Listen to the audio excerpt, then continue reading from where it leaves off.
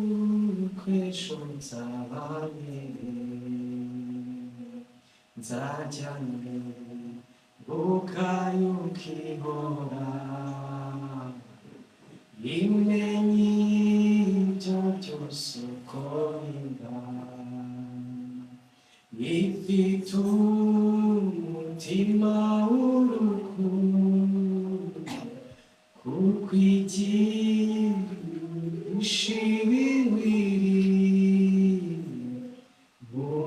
umunezero n'umubabaro byose abinzanira amahoro umunezero n'umubabaro byose abinzanira amahoro umunezero n'umubabaro byose abinzanira amahoro ikanze buri munsi andagenera unukwiye ajyanye korerera imitwaro niwe data kandi niwe mana bashaka akantu karirimbe gukumva ngo niwe data kandi niwe mana n'ibintu byose imana si imana gusa ni umubyeyi ngo abaha ndetse buri munsi kandi agenera umukwiye ajyana korerera imitwaro niwe data kandi niwe mana ajyanye korerera imitwaro niwe data kandi niwe mana ibyo bintu urabyemeza ko Kristo ajya kwikorera imitwaro ubwo yaravuze ngo yemwe abarushye n'abaremerewe muri musange ndabaruhura haleluya Yesu nashimye cyane nta mugabo muzungu abakire Elon Musk is a very rich man Bill Gates n'abakire ariko nta n'umuzigiro w'amavuga iryo jambo avuga ngo abarushye n'abaremerewe mu musange ndabaruhura uretse umwanya w'abantu gusa wabivuze Yesu nashimye cyane mbega niba bari kumva presence y'Imana bari kumva presence y'Imana haleluya Yesu nashimye cyane presence y'Imana aha njye namaze kuyumva kandi umwuka w'Imana ari ibintu byinshi yamaze kunganiza ku buzima bw'abantu bamwe bari ahangaha rero n'utaba tayari bahomba nako nuba amaso umugabane wawe urawutahana tugiye kuganira ijambo ry'Imana rivuga ngo our weapons are not carnal cyangwa se intwaro zacu si intwaro z'umubiri intwaro zacu si intwaro z'umubiri ababwira ikintu gikomeye nta kintu kibi nko kuba uri umukobwa mwiza cyangwa uri umusore mwiza ariko Imana yakubona ikabona uri intumbi Yesu nashimye cyane umunsi umwe Yesu Kristo abafarisayo baramuzonze baramuzonga arababwira ngo mwebwe mumeze nk'amagufwa ari mwimvu kandi barabatica b'amategeko nshatse kuvuga kubera iki dukunda kubwira abantu ngo you have to be born again kubera iki ni ukubera ko igihe cyose utarakira Kristo umwami n'umukiza w'ubugingo bwawe your spirit is dead uko waba uri smart waba wisize parfum nziza mugani byiza ko duhumura neza abana b'Imana tukanisa neza nta kibazo ariko utaravuka bwa kabiri mu ishusho y'umwuka Imana igakubona ikabona you are a dead person umuntu upfuye maze kubona umukobwa mwiza nk'abo ndi kubona muri beza umwuka w'Imana yakureba akabona amagufwa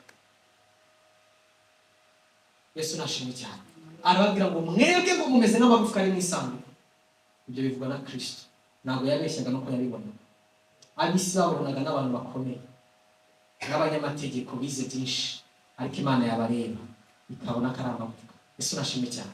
Niyo mpamvu tugiye kuganira rero, ako ni aka introduction kugira tuze kumva impamvu intwaro zacu atari intwaro z'umubiri. Ni uko nuza gusanga urasanga kugira ube born again ntabwo byakozwe n'intwaro y'umubiri, byakozwe mu mwuka. Yesu nashimwe cyane. Ijambo ry'Imana ritubwira ngo iki? Ravuga ngo utarigeze kumenya icyaha, Imana yamugize icyaha kugira tubone ubugingo buhoraho. Yesu nashimwe cyane. Kubera iki ibyo bintu bivugwa gutyo? Kubera iki tuvuga ngo Kristo yapfiriye abanyabyaha kandi apfa kubw'ibyaha byose? Ibyo bintu bishatse kuvuga iki? Akongera akavuga ngo yapfiriye bose. Niyo mpamvu turi hano tuvuga ubutumwa. Narababwiye ngo impamvu twebwe ntabwo dutuma abantu Yesu yongera kubapfira bushyashya, tubaha amakuru gusa. Already yarabapfiriye. Amen. Dukora iki? Gospel ni iki? Good news. Kuvuga inkuru ihari. Ntabwo ari twe tuyirema, tuvuga ihari. Yesu nashimye cyane. Amen, amen. Ubwo utarigeze kumenya icyaha, Imana yamuhinduye icyaha ku bwanjye nawe kugira tubone ubugingo. Kama kuri ikintu gikomeye. Iyo wakiriye Kristo haba iki? Haba iki? Ni ukuvuga wa mwuka wari upfuye urazuka. Yesu nashimye cyane. Urazuka. Ya shusho y'Imana wari waratakaje ukongera ikabaho. Wayitakaje byari igihe Adamu yagaga kumvira Imana. Yesu nashimye cyane. Abamukomotseho bose bavutse badafite ishusho y'Imana muri bo, yarapfuye. Yesu nashimye cyane. Bishatse kuvuga iki? Iyo ubaye born again, ya image y'Imana irongera ikazuka. Niyo mpamvu Yesu yazutse. Ni ibintu birumvikana ngo yapfa twapfanye nabo, ngo turangije tuzukana nabo.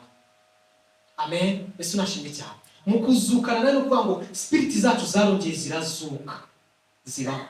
Niba warabaye born again, umwuka wawe uriho. None ikintu gitangaje ngo our spirit is sealed with the Holy Spirit.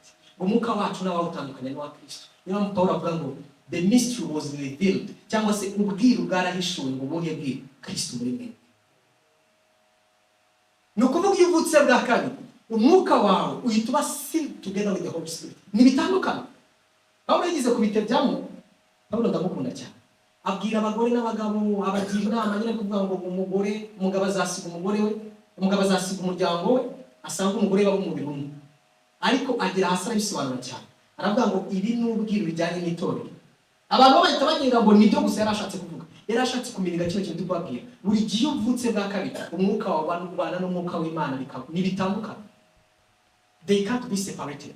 Biba sealed together. Niyo mpamvu nyine Kristo aba muri bo. Rero ibintu tugiye kwiga mu masomo nako hari abagenzi bacu bari buze gusema. Ako kantu umwuka w'Imana niba mukumvisha igiye koroha ko twumva ibindi byose. Atwisomera ijambo ry'Imana. Abefeso 6:14 haravuga ngo mwambare intwaro zose z'Imana kugira ngo mubashe guhagarara mudatsinzwe n'uburiganya bwa satani. Kuko tudakira n'abafite amaraso n'umubiri, ahubwo dukira n'abatware n'abafite ubushobozi n'abategeka isi y'umwijima n'imyuka mibi y'ahantu ho mu ijuru. Nuko rero umutware intwaro zose z'Imana kugira ngo mubashe gukomera ku munsi mubi, kandi murangije byose mubashe guhagarara mudatsinzwe. Muhagarare mushikamye mukenyera ukuri, mwambaye gukiranuka nk'icyuma gikingira igituza, mukwesa inkweto arizo butumwa bwiza bw'amahoro bwiteguza. Kandi ikigeretse kuri byose mutware kwizera n'ingabo, ariko muzashoboza kuzinisha imyambi ya wa mubi yose yaka umuriro. Mwakire agakiza k'ingofero, mwakire n'inkota y'umwami ariyo jambo ry'Imana. Musengeshe umwuka iteka mu buryo bwose bwo gusenga no kwinginga, kandi ku by'ibyo mugumye rwose kuba maso musabira abera bose. Ngo mwambare intwaro z'Imana kugira ngo mubashe guhagarara mudatsinzwe n'uburiganya bwa satani, kuko tudakirana n'abafite umubiri n'amaraso. Ikintu kimwe, umwanzi wawe ntabwo ari uyu ufite umubiri n'amaraso. Niba ufite umuntu wishyizemo ngo I hate this person, you are fighting a long battle. Niba ufite umuntu mu bavandimwe muri famiye uvuga ngo uriya muntu ndamwanga, uri umukristo wayobye intambara. Pawulo aratubwiye ngo ntabwo turwana n'abafite inyama n'amaraso, ngabo turwana n'imyuka y'ahantu ho mu kirere. Nubona umuntu wari muri famiye ari kwitwara nabi, ibi ndabibwira n'abantu badukurikira online, nubona mubyeyi umwana wari kwitwara nabi, mbere yuko utangira umuvuge nabi, mubwire ibintu bidakwiriye, cyangwa mudamu nubona umugabo ari kwitwara nabi mbere yuko umusaba divorce jya ubanza umenye inama ari kurwanya nayo. Mwanditsi atubwira intambara turwana ntabwo ari intambara y'inyama n'amaraso.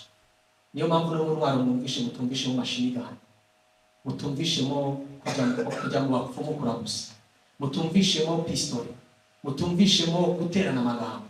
Ni intwaro z'umwuka, kubera ko abo turwana nabo they are spiritual. Hari urugero rwabaye rurabigaragaza ngo umukozi w'Imana, Imana yamwitaga mugabo ukundwa. Reka nawe umunsi Imana igira izikwita, bamwita Daniel.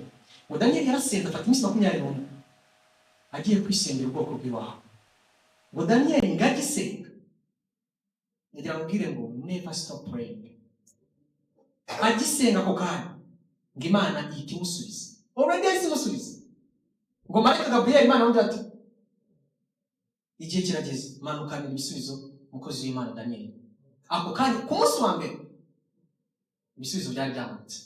Ngo ariko witwa ngo Gabriel ageze mu kirere ngo abana b'Abamedi ngo baramufata.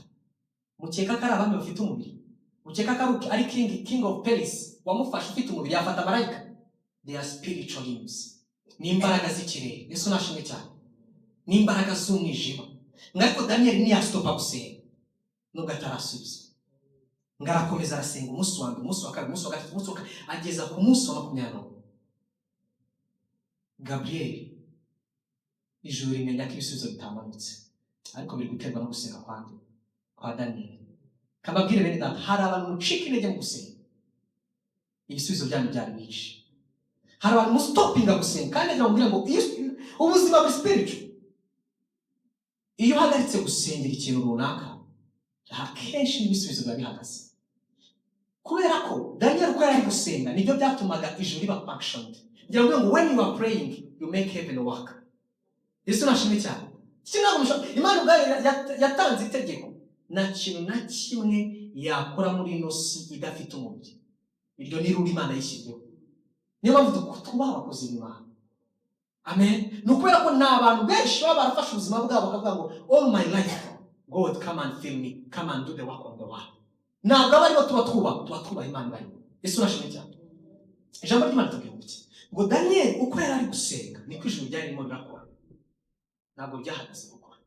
Ngo bohereza marayika Mikayeli ngaje ni marayika w'intambara, ya myuka mibi yose ayishwashwaye. Yesu nashimye cyane. Ariko those are spiritual things. Uri mu mubiri ni Daniel arimo arasenga, ariko ikirere cy'umwuka harimo intambara. Iyo uri gusenga there is something that happening in spirit. Amen. Niyo mpamvu mbabwira abantu bose, ushobora kuba hari umuntu wasengeye ngakiza ukabona umwaka wa mbere urangiye wa kabiri ukahita ubiteka, uri kubiteka kandi byari bigiye gukunda. Yesu nashimye cyane. Ngo marayika ikintu yabwiye Daniel akihagera amubwira ngo mugabo ukuntu ngerege igihe wasenga Imana yakumvishe, ngaho ngo myiza ngo mwari w'Abamedi yapatiye mu kirere amuha amakuru yose. Ibi bishatse kugaragaza ikirere ubuzima n'ubw'umwuka, ubuzima buri spirit. Nta kintu na kimwe kiba ku isi kitari spirit. Habe na kimwe, na kimwe. Life is spirit. Amen. Mwanditsi aratubwiye ngo mutware zino ntwaro. Tugiye kureba zino ntwaro. Hari intwaro ya mbere shaka tuganiraho abasegonda. Izindi ntwaro zo turahita tuzumva. Ni intwaro yitwa ingofero ariko gakiza. Iyi ngiyi iri more important n'izindi ziri important, ariko iyi ni ingenzi cyane. Kubera ko niba mubizi narababwiye ubushize, kuki tujya kuri moto tukambara kasike kugira turinde umutwe wacu. Nukubera ko umutwe wawe ni ikintu kiri important cyane. Yesu nashimye cyane. Nukuvuga rero agakiza no kwakira Kristo. Icyo kiri fundamental. Nujya mu ntambara, ushobora kujya mu ntambara, hari icyo Paulo yavuze ukuri. Yesu nashimye cyane. Abavuga butumwa ntabwo wenda njya avuga amafuzi n'abavuga butumwa bwo bisobanura nabi, bagashaka kubabeshya ngo ukuri ni ijambo ry'Imana. Hari muri zira mwari ari kuvuga, ariko ntabwo ari cyo yari kuvuga, kubera ko hasi avuga ijambo ry'Imana icyo rikora, yavuga ngo ukuri kugira ikinyoma. Yesu nashimye cyane. Nzabisome neza. Aravuga ngo ijambo ry'Imana ribe inkota. Ntabwo rero yavuga ukuri ngo tugukenyere mu mukandara uraragiza kugawe kuba ijambo ry'Imana n'inkota. Ukuri no kutavuga ikinyoma. Yesu nashimye cyane. Ndagira amabwiriza ukuri birashoboka kutakambara umukandara ukambara gusa ugakorwa n'isoni, birashoboka ariko ukabara. Birashoboka ko nanone waba utari kuvuga ubutumwa ukangirika ibirenge, birashoboka, ariko wakomereka umutwe ukabaho. Niyo mpamvu fundamento ya mbere ugomba kwakira Kristo. mbere y'ibindi byose. Ushize nawe bagenda babwira ngo uko waba umuhanga w'ubwisi ugiye muri NIS ukajya muri class utarakoze registration ntacyo uri gukora. Niyo wabona A+A amasomo yose ukabyuzuza, abantu bajya kwandika amanota bakakura muri system kubera ko you are not registered. Mbere y'uko ujya gusoma ijambo ry'Imana, mbere y'uko winjira mu gusenga, banza umenye did I receive Christ as my Savior. Icyo nicyo kintu cyane Yesu nashimye cyane. Ikindi kintu izi ntwaro ndazivuga cyane cyane. Indi ntwaro ni intwaro yitwa kwizera, ngo mu icyuma gikingira igituza. Iyo ngiyo ubwayo niyo ituma twakira Kristo, ngo twamwakire gute? Kubwo kwizera. Haba dusomye mu Efeso, Yesu nashimye cyane. Efeso 2:8 avuga ngo iki? Ngo mwakijijwe kubwo buntu, ngo ntibyavuye ku mirimo yanyu, ngo ni impano y'Imana. Amen. Mwakijijwe kubwo buntu, kubwo kwizera. You have to have faith. Yesu nashimye cyane. Faith imeze gute? Ni ukuntu twaje gusenga tutabizi ko Imana turi bibone hano, ariko tukavuga ngo tuje gusenga. That's faith. Amen. Ni ukuntu hano nta byuma bihari, ariko abaririmbyi bakaba bari kuririmba kandi bazi ko bari kuririmba Imana batari kubona. That's faith. Ariko bikwiye kurenga ibyo none. Ukagira faith kuri famille yawe, ukagira faith ku hazaza hawe, ukagira faith ku buzima bwawe. Yesu nashimye cyane. Kwizera Imana. Kubera ko nutizera Imana, satani atuganirira mu bitekerezo. N'ubwo ngo hari abari kuganiriza, kuko najya tuzi. Yesu nashimye cyane. Ariko yakuganirije mu bitekerezo, reply zigomba kubegera kenshi. Reply igomba kuba faith, cyangwa reply ikaba ijambo ry'Imana ariyo mwota. Faith urugero nuko ashaka kuza akavuga ati ngoze se ibintu urimo shaje sengiro umurashinga wakiza ugakora ibyo utaho gatanu rwanda mu biki. Iyo nafite kwizera ushaka kujya kuma abantu cyane message mwise ngo twafunze, nuko abantu bajya bagira ndakaza ati igihe wigize gutya ngo umukobwa ukijijwe. Ubuse bari barusha amafaranga, urabona ukuntu bari kugendera mu modoka nziza kandi badakijijwe. Wavuye n'ibyo bikora gutwara umwanya ukabibona. Without faith we bow. Without faith we bow. Satani abantu benshi abagushe kubera bombe zo mu bitekerezo. No mu burwayi. Narababwiye ngo ntabwo wisera igitangaza cyo gukira indwara, ari uko nagukoze ngo wumve ibintu bikwirukanse. If a man of God speak a word to you, receive that word. Niba umukozi w'Imana akubwiye ngo akira gukira, kuva ubyizera ko ari umukozi w'Imana, receive that word, you will be healed. Amen. We walk by faith, not by sight. Iki kintu kirakomeye. Yesu nashimye cyane. Ushatse kuvuga iki? Tugenda kubwo kwizera apana ibyo tubonesha amaso. Muhoza mwizera ko ndi umutunzi, kandi kuri konti yanjye ushobora gusana na miliyoni 7 ariko ubuzima bwanjye namaze kwishyiraho mentalite yanjye ko nazigeranye. Suko mbibona, ariko I have faith. Yesu nashimye cyane. Nizera muri jyewe ko umubiri wanjye utagomba kurwara. Suko numva ko mu Rwanda hari ibyorezo. Suko nabibona, but in my mind there is something I thought. Can everything that is created by spirit always manifest in spirit, physical. Buri kintu cyose gihera mu mwuka kikaba mu mubiri. Ariko abantu dushaka kihera mu mubiri kibone kujya mu mwuka ntibishoboka. Amen. Izera Imana mu buzima bwawe. Jya utinya Imana ibwira Mose ngo Mose mukomeze mugenda babona inyanja itukura. Mose we yabonaga inyanja itukura, ariko Imana irimo irabona n'inzira. Amen. Kubera ko Imana ireba ibintu birenze ibyo dutekereza. Hari igihe Imana ikubwira ngo kora kino kintu, wowe ukibaza impamvu, ariko irabona result. Haleluya. Hari igihe Imana ikubwira ngo nyizera muri kino kintu, wowe ukagira ngo kandi kubona result. Amen. Akandi kantu iye gusoza. Akandi kantu ni ikintu cyitwa ijambo ry'Imana, ari inkota. Buriya uri mu rugamba, ni bibi ko uwo mu Rwanda utamurwanya. Amen. Satani iyo aguteye udafite ijambo, biroroha kujya hasi cyane. Ariko kamaherezo utashaka kuza kubwira ngo ukajya kumva nda uri kubabara mu nda, ati shaka nawe urwaye kanseri ya liver, ati yo ni kanseri, ati sogokuru wawe ntabwo uzi ko yayirwaye. Without a word, Peter yavuze in his stripes we were healed. Mu mibyimba ye twarakize kera, not now. Iyo utabifite hari igihe ko kubitekereza, kandi iyo wabishyize mu mutwe ushobora kujya kwa mwana we gusangamo. Ariko ukandi muri prayingira mu mwuka ambwira ngo I was healed in Christ's stripes. Yesu nashimye cyane. yakubwira ngo uzakene wanyu ninde wateye imbere ukamubwira ngo wanjye yacitse umukene kugira ngo ntungishe. Ijambo ry'Imana Paulo yavuze ngo our God is able to supply all your needs. Jutinya ko n'umukozi w'Imana avuga ngo I pray for you that you may prosper in all and be healthy. No kuvuga Imana ifite ubushobozi bw'uko ituma abana b'Imana batunga. Ngo I pray for you that you may prosper in all. Iya bidashoboka ntabwo ari gusenga iryo sengesho. Abizi ko bitakunda ko Imana ituma abana bayo batunga. Ntabwo yasenga iryo sengesho. Why yavuze ngo I pray for you that you may prosper in all and be healthy. Ndabasengera ngo mutunge, si mutunge gusa mugire n'amagara mazima. Yesu nashimye cyane. Twizere Imana. Ijambo ryawe turi mu rugamba. Ariko nagira amabwire ngo nubwo turi mu rugamba, iyo wamaze kwakira Kristo, iyo wemeye gukora ikintu cyitwa gusenga, ngiye kukubwira gusenga noneho ni icyarizo. Muzi icyarizo? Ni icyarizo ducyarizaho zino ntwaro zose. Ufite ijambo udasenga, ufite kwizera bidasenga, gusenga ni icyarizo. Yesu nashimye cyane. Niyo mpamvu Paulo yavuze ngo musengeshe umwuka iteka. Yesu nashimye cyane. Ugomba gusenga. Ugomba gusenga. Gira ijambo ariko nasenga. Yesu nashimye cyane. Ngo mu buryo bwose bwo gusenga. Haleluya. Narimo ndakubwira ngo turi mu rugamba ariko twamaze gutsinda. Icyo dusabwa gusa no guhagarara. Ubundi gutsinze turabufite. Kamasubira ijambo ryiza. Iri jambo ndabasanga buri wese aritunge. Kuko satani ajya batera ubwoba.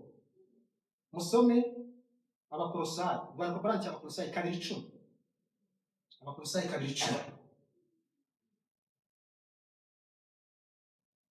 Abakolosayi 2:10 reka mahasome.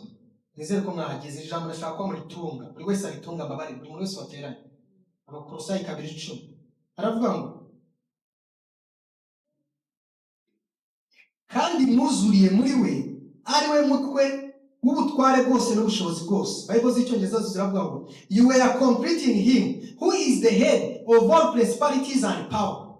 Tumaze kumenya ko turwana n'imyuka n'imbaraga, ariko umwanditsi aratubwiye ngo mwuzuriye muri we who is the head of all principalities and power. Imbaraga nubwo zihari, dufite Kristo tuziri hejuru. Nubwo imbaraga z'umwuka ziturwanya zihari, already ufite Kristo, ufite uri head yazo. Ngo we are complete in him who is the head of all principalities and power. Yes, we fight with the principalities, we fight with the powers, we fight with the witchcrafts, turwana n'imyuka mibi, ariko we have the person, we have Christ who is the head of all principalities and power. That's why we win always. Amen. Imana yahereza umugisha. Shalom shalom.